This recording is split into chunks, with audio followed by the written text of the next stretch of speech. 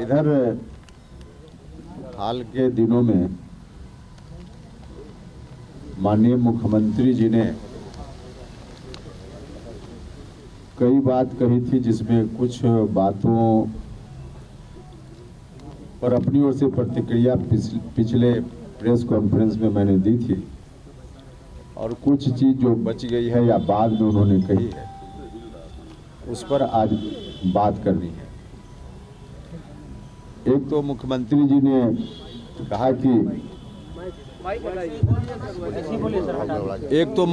जी ने कहा कि पार्टी में उपेंद्र कुशवाहा आए, हम लोगों ने उनको इज्जत दी।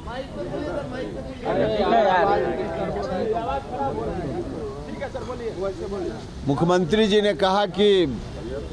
पार्टी में आए उपेंद्र कुशवाहा, हम लोगों ने उनको इज्जत दी। और दूसरा कहा कि उपेंद्र कुशवाहा से हम बहुत स्नेह करते हैं। अब किस तरह से इज्जत दी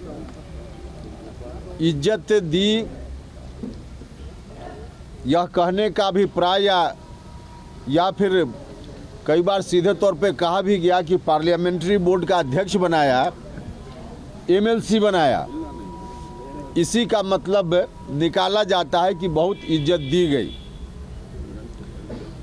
देखिए, पार्लियामेंट्री बोर्ड का अध्यक्ष मुझको जरूर बनाया गया, और जब बनाया गया था तो हमको भी लगता था कि पार्लियामेंट्री बोर्ड का जो दायित्व होता है पार्टियों में, उन दायित्वों को निर्वहन करने का अवसर मुझको मिलेगा, और उस अवसर के कारण पार्टी के कार्यकर्ताओं के हितों की रक्षा हम कर पाएंगे। लेकिन बाद में पता चला कि पार्लियामेंट्री बोर्ड का जो अध्यक्ष मुझको बनाया गया तो सीधे तौर पे एक झुनझुना मेरे हाथ में थमाया गया। पार्लियामेंट्री बोर्ड का अध्यक्ष मुझको जिस दिन बनाया गया था, उस दिन पार्टी के संविधान में पार्लियामेंट्री बोर्ड के अध्यक्ष के बारे में कुछ नहीं लिखा हुआ था।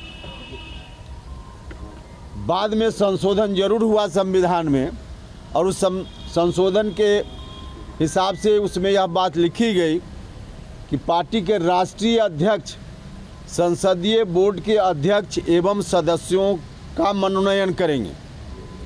राष्ट्रीय अध्यक्ष मनोनीत करेंगे पार्लियामेंट्री बोर्ड के अध्यक्ष को भी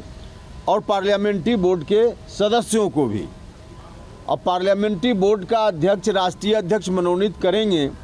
यह बात तो समझ में आती है, लेकिन पार्लियामेंट्री बोर्ड के सदस्यों के मनोनयन का भी कोई अधिकार पार्लियामेंट्री बोर्ड के अध्यक्ष को नहीं रहेगा। यह बात पार्टी के संविधान में संशोधन के बाद भी यही स्थिति है। अब पार्लियामेंट्री बोर्ड का हम अध्यक्ष बन गए और उसके बाद हम सदस्य भी मनोनीत नहीं कर सकते हैं, इसका क्या अर्थ है? और ठीक है कि मनोनीत करने का अधिकार हमको नहीं दिया, लेकिन 2 साल में आपने स्वयं भी तो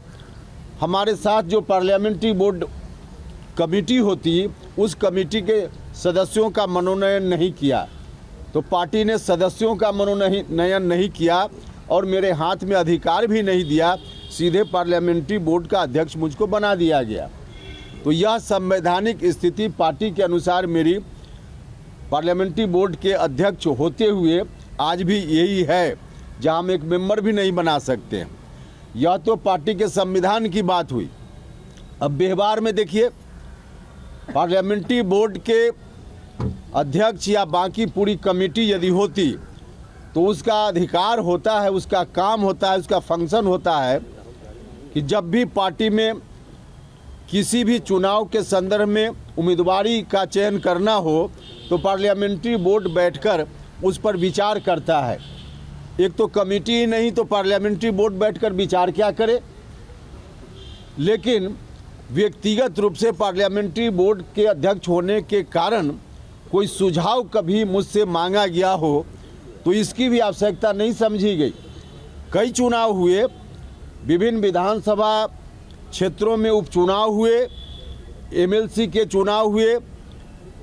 स्थानीय निकाय से जो एमएलसी का चुनाव होना था उसमें उम्मीदवार चयन करने की स्थिति आई। बाकी जो विधानसभा कोटा से एमएलसी या राज्यसभा के सदस्यों की उम्मीदवारी, कई मौके आए जहां पार्लियामेंट्री बोर्ड की भूमिका हो सकती थी, लेकिन पार्लियामेंट्री बोर्ड के अध्यक्ष रहने के बावजूद कभी पार्टी की ओर से मुझको बुलाकर पूछा तक नहीं गया कि इसमें किसको उम्मीदवार बनाया जाए या नहीं बनाया जाए। हाँ, हमने खुद कई बार सुझाव अपनी ओर से जरूर जाकर दिया, माननीय मुख्यमंत्री जी को भी और राष्ट्रीय अध्यक्ष जी को भी, लेकिन हमारे सुझाव पर कभी कोई ध्यान नहीं दिया गया। हमको बुलाकर सुझाव लेने की बात तो दूर रही, जो हमने सुझाव दिया उस पर भी कभी पार्टी ने ध्यान नहीं दिया। और सुझाव देने के क्रम में सिर्फ एक चीज़ हम चर्चा करेंगे, अगर हमारी बात गलत होगी तो राष्ट्रीय अध्यक्ष जी खंडन कर सकते हैं, प्रतिक्रिया दे सकते हैं, या माननीय मुख्यमंत्री जी भी बोल सकते हैं। हमने एक बात सुझाव के रूप में जब जब मौका आया विधान परिषद के सदस्यों के मनोनयन चयन के लिए उम्मीदवारी के बारे में या राज्यसभा, तब हमने कहा कि पार्टी में जो हम लोग पटना में एक्टिव रहते हैं रोज़, जो कुछ नेता, हम आम कार्यकर्ताओं की बात नहीं कर रहे हैं, राज्य स्तर के नेता जो एक्टिव रोल अदा करते हैं पार्टी में रोज़मर्रा के काम में, पार्टी कार्यालय में या बाकी प्रदेश में संगठन को देखने में, उसमें एक व्यक्ति अति पिछड़ा समाज का होना चाहिए जो इस तरह से एक्ट करे कि अति पिछड़ा समाज के लोगों को बिहार भर में लगे कि हमारा भी कोई आदमी डिसीजन मेकिंग प्रोसेस में पार्टी में है, एक जगह पर जहां हमको उचित हिस्सेदारी या हमारे हितों की रक्षा की जा सकती है। हमने कहा कि अभी वैसा कोई नहीं है। माननीय मंत्री लोग हैं या एमएलए हैं या एमपी हैं तो अपने अपने क्षेत्रों तक सीमित हैं, लेकिन कोई एक व्यक्ति उस तरह से जो वास्तव में लीडर के रूप में बिहार के स्तर पर दिखे, क्योंकि लीडर बनाना पड़ता है और लीडर बनाना का मतलब है कि कोई व्यक्ति किसी को लीडर नहीं बना सकता है, उसमें लीडरशिप का क्वालिटी होना चाहिए। तो जिसमें लीडरशिप का क्वालिटी है, पार्टी नेतृत्व की यह जवाबदेही रहती है कि वैसे किसी व्यक्ति को ला करके पार्टी में उचित जगह पर उसको रखा जाए ताकि उस समाज के लोगों के बारे में वहाँ ज़रूरत के हिसाब से वकालत कोई कर सके। तो हमने कहा कि वैसा कोई व्यक्ति नहीं है, इसलिए आप किसी एक अति पिछड़ा समाज के व्यक्ति को जो पार्टी में है मजबूती से और उसके अंदर लीडरशिप का क्वालिटी है, उसमें से किसी एक व्यक्ति को आप राज्यसभा में भेज दीजिए या एमएलसी बना दीजिए ताकि पार्टी में आगे आने वाले दिनों में अति पिछड़ा समाज से भी लीडरशिप उभर सके, इससे पार्टी को लाभ होगा। हमने यह बात उनसे कही, जब मौका आया सुझाव का तो हमने उनसे यह बात कही। अति पिछड़ा समाज में हम यह नहीं करें कि पार्टी में लोग नहीं हैं, बहुत सारे लोग हैं, माननीय मंत्री लोग हैं, राज्यसभा में सदस्य हैं, लोकसभा में हैं, विधायक हैं, लेकिन अधिकांश लोग या तो अपने अपने क्षेत्रों तक उनकी जवाबदेही सीमित रहती है या माननीय मंत्री भी हैं तो उनके बारे में भी तो आप सब लोगों ने देखा ही है कि किस तरह से उनका अधिकार अपने विभाग में अधिकारी जो हैं वही चलाते हैं। माननीय मंत्री जी का कितना चलता है, अभी से 1.5 साल पहले 2 साल पहले एक बार ट्रांसफ़र का एक मुद्दा आया था तो अति पिछड़ा समाज के एक माननीय मंत्री जी ने तो इस्तीफा देने तक की बात कर दी थी। तो मंत्री के रूप में एक लीडरशिप का जो रोल होता है उस रूप में कोई लोग नहीं कर पा रहे हैं या नहीं करने दिया जा रहा है, तो किसी एक व्यक्ति को हो सकता है, जो लोग आज हैं अति पिछड़ा समाज के लोग, उन पर बहुत भरोसा मुख्यमंत्री जी को नहीं हो, तो उस रूप में मुख्यमंत्री जी माननीय मंत्री जो हैं अति पिछड़ा समाज के एमएलए एमपी हैं, उनके ऊपर अगर भरोसा नहीं हो तो जिसके ऊपर भरोसा हो उसी को किसी एक व्यक्ति को ला करके राज्यसभा की सदस्यता दे दें या विधान परिषद की सदस्यता दे दें और पार्टी के मुख्य रोल में उनको रखें, इससे दल को फायदा होगा। हमको दिख रहा था उसी वक्त से कि अति पिछड़ा समाज के लोगों में थोड़ी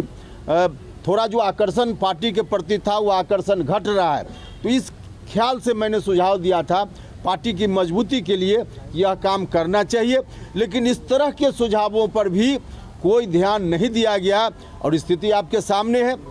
इतने दिनों में 2 वर्षों में जो लोग भी भेजे गए राज्यसभा में या विधान परिषद में भेजे गए, ठीक भेजे गए, लेकिन उसमें एक भी अति पिछड़ा समाज का कोई व्यक्ति नहीं जा पाया। यह सुझाव मैं बार बार दे रहा था जो नहीं हो पाया। अब इस स्थिति में यह कहना कि पार्लियामेंट्री बोर्ड का अध्यक्ष बना करके हमने बहुत इज्जत दे दी, पार्लियामेंट्री बोर्ड का अध्यक्ष होने से जब हम लोगों के हितों की रक्षा ही नहीं कर सकते हैं, कभी किसी ज़रूरत पर समय पर जब हमारे सुझाव का कोई मतलब ही नहीं है, सुझाव लेने की बात कभी की ही नहीं जा रही है, तो पार्लियामेंट्री बोर्ड का अध्यक्ष बनना ये झुंझुना नहीं तो और क्या है, झुंझुना नहीं तो और क्या है। और इसके साथ जो दूसरी बात कही जाती है कि एमएलसी बनाया। अब उपेंद्र कुशवाहा सरकारी नौकरी नहीं कर रहा है, उपेंद्र कुशवाहा राजनीति कर रहा है, और एमएलसी बनना, एमएलए बनना किसी भी राजनीतिक कार्यकर्ता के लिए सरकारी नौकरी नहीं होती है या नौकरी नहीं होती है, पॉलिटिक्स होती है, जहां रहकर वह अपने लोगों के हितों की रक्षा कर सके, जहां रहकर पार्टी का जो नीति सिद्धांत है उसको आगे बढ़ा सके, समाज में जो अन्याय पीड़ित लोग हैं उनको न्याय दिला सके। इस काम में मजबूती से कोई व्यक्ति जो भी एमएलसी का पद है या बाकी और जो पद है, वह पद कोई लक्ष्य नहीं होता है, वह साधन है, साध्य नहीं है। उस साधन का इस्तेमाल करके अपने लोगों को या जो ज़रूरतमंद लोग हैं या जिसके लिए पार्टी राजनीति करती है वैसे दबे कुचले शोषित पीड़ित लोगों को न्याय दिलाया जा सके, इस काम के लिए कोई भी पद, चाहे एमएलसी का हो, एमपी का हो, एमएलए का हो, तमाम पद जो है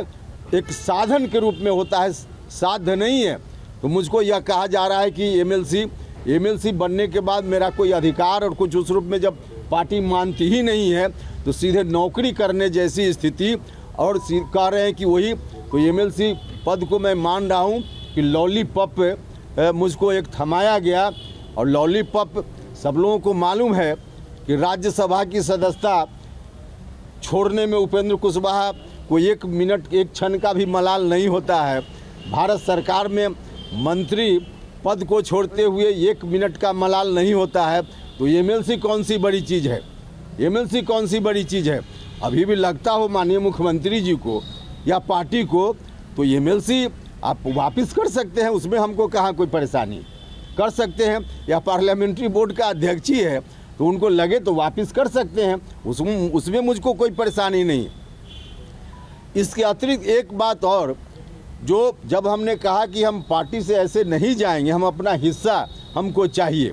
तो कई लोग आप में से भी और पार्टी की ओर से भी लोग कहते रहे कि हिस्सा का मतलब क्या होता है।